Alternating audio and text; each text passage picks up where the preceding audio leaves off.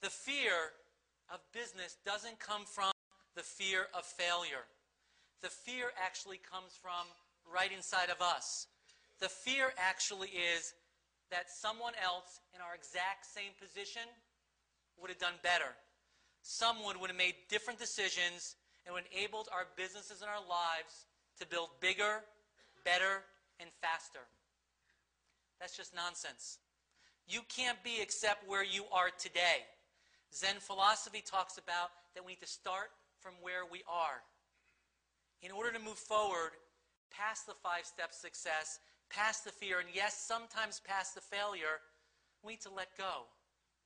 This reminds me of a wonderful Zen parable about these 2 Zen Buddhist monks that are walking through the forest. They come across this bride who is crying by the river, and they ask her what's wrong. She says that her wedding is on the other side of the river and she can't cross it because she'll ruin her dress. The 2 monks look at each other. They're not sure what they should do because they are forbidden by their monk vows to touch women. However, the first monk, he doesn't hesitate. He scoops up the woman, he carries her across the river, puts her down the other side, and she happily goes off to her wedding.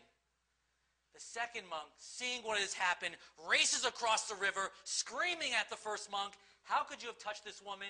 How could you have broken our monk's vows?" As they're walking back to the monastery, the first monk is enjoying the bright sunshine, the cool breeze on his face. But the second monk is still enraged. He's saying, "How could you have touched that woman? How could you have carried her across the river?" When they get back to the monastery that night, they're having dinner. And the second monk continues to berate the first monk, saying, "How could you have touched that woman? How could you have carried her across the river?" And the first monk says, "What woman?"